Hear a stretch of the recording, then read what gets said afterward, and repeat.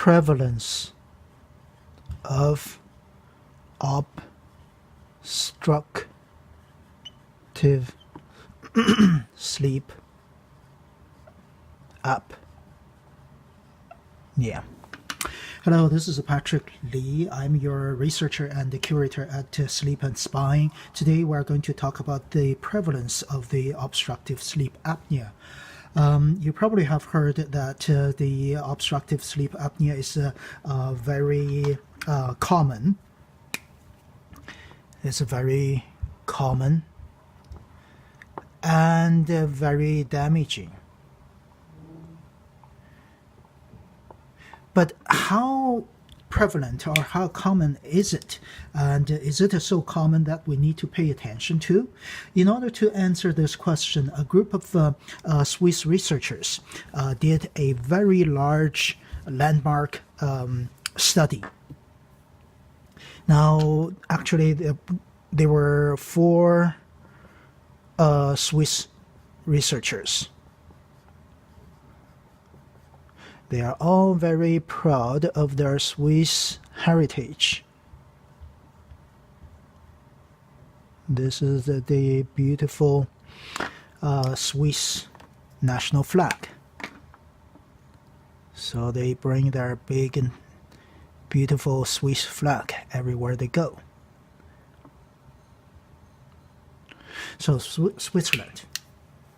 Now, these researchers are from the University of Lausanne.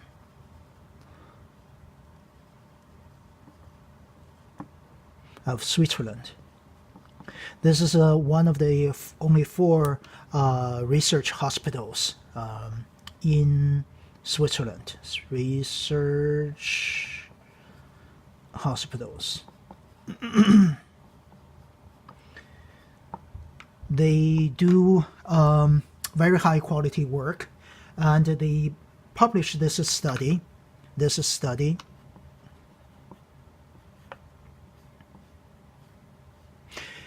in sleep, in the Journal of Sleep Medicine.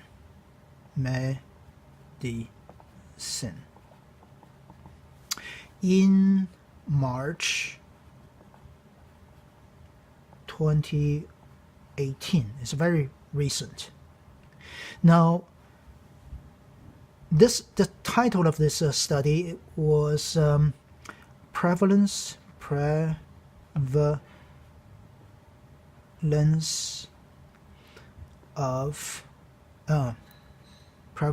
and characteristics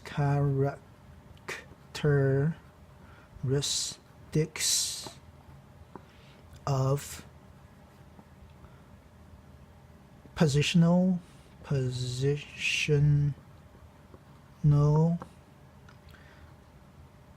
sleep apnea.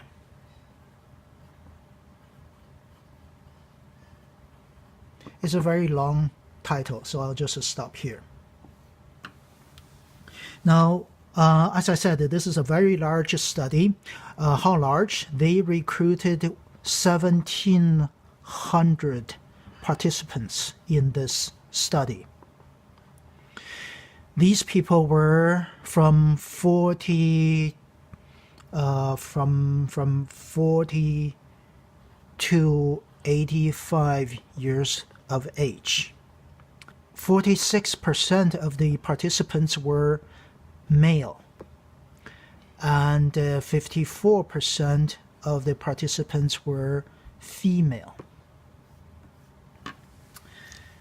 And the finding of this study was really startling. So here's their finding. This large study found that of all the randomly chosen 1719 people, participants, 71% of them have obstructive sleep apnea. Now this is roughly 3 in 4 of the 40 to 85 years old have obstructive sleep apnea. Now the definition of the obstructive sleep apnea here, this is sleep apnea, was a HI apnea-hypopnea index greater or equal 5, which basically means 5 times of apnea per hour. Now, this AHI is a very important benchmark for measuring the severity of the sleep apnea. Now, if it is this AHI is between 5 and 15, this is considered as mild. 16 to 30, this is considered as moderate. And greater than 30, this is a severe. Now, this is per hour. Now, if we look at the per night, how many times a person would stop breathing? This translate this per hour. If we assume that's per night the people would be sleeping for 8 hours, then this number would be translate into 40 to 120 per night. And for this one, for moderate, would be 128 to 240 per night. And the severe would be greater than 240 times of stop sleep breathing per night. Now, if we look at this per year, this would be 14,600 to about 43,800. Now, for the moderate would be 46,720 to about 87,600. Now, the severe would be greater than 87,600. For less than 5 is considered as no apnea medically. But then this 5 is really a bit of a arbitrary, because why it is 5 is why it is not 6, why it is not 4. Because if we look at the no apnea of say 1 to 4, and if we look at this data here, then this translates into 8 to 32, and per year this would be 2,920 to about 11,680. So I guess nobody in their right mind would say, well, I'd have no sleep apnea if if I was stop breathing for 11,000 per year. So so why do we need to care about the sleep apnea? Because sleep apnea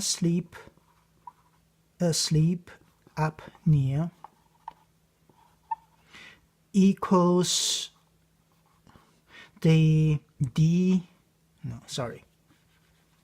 equals the desaturation of oxygen to or in brain and body. So if you have, 3,000 or 11,000 times of stop breathing and the desaturation of oxygen to your brain, you could imagine what kind of damage it is causing you. So, however, here in this area, we only talk about the AHI greater or equal or greater 5. What that means is that if you really take into account of this 1 to 4, then this pi probably would go to here, at least come to here. So this would be 1 to 4 AHI, and here this is greater and or equal 5. So then if we include all of this 1 to 4, then this number probably would jump to 90%. So what that means is that, for the people who are ages from 40 to 85 years old, 90% of the people would have a sleep apnea who would stop breathing between 3,000 to 11,000 or a lot more, to even to greater than 87,000 times per year. So that is why we really have to pay attention to this sleep apnea, because it really causes the desaturation of the oxygen to your brain. Now let's take a look. Let's take a look at the breakdown of this part. Now the study gave us the information about this 71% of the obstructive sleep apnea. It's very interesting.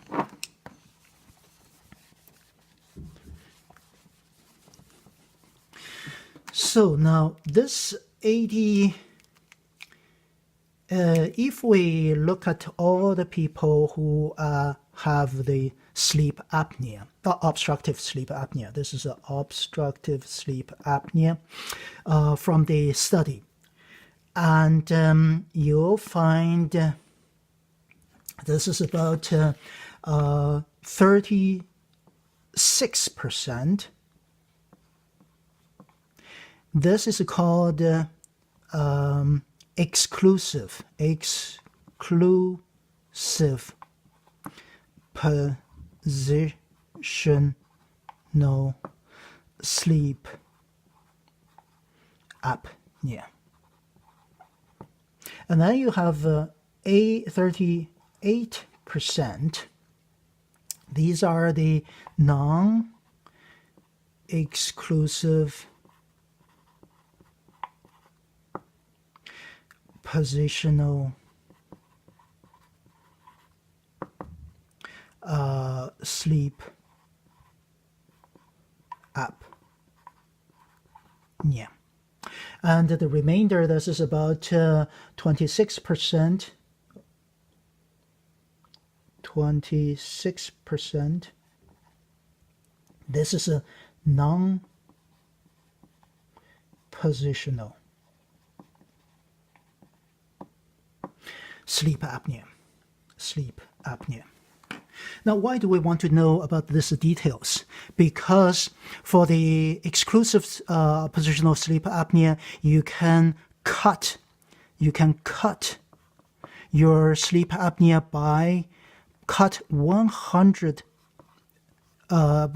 your sleep apnea by 100% instantly. Now, for the non-exclusive, however, this is still positional sleep apnea. For this group of people, you can cut the sleep apnea by 50% instantly. Now, for this portion of the people, you can also cut 50% of the sleep apnea, but you need some exercises. So this is really give us this is a very good news, because of basically it's for about what 74%, for 74%. That is the this area plus this area. This is the 74%. For 74% of the people, you can cut your sleep apnea by 50 to 100%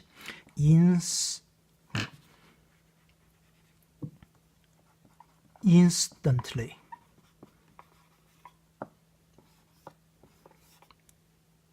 So, but how do we cut this the sleep apnea by 100% or by 50% instantly? We are going to talk about this in the next video. So if you have any questions about this study, please ask your question in the comment below. And if you would like to have a free summary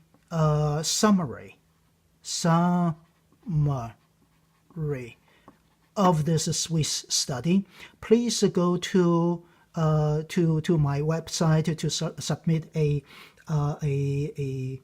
submit a request. And my website is juvia.com.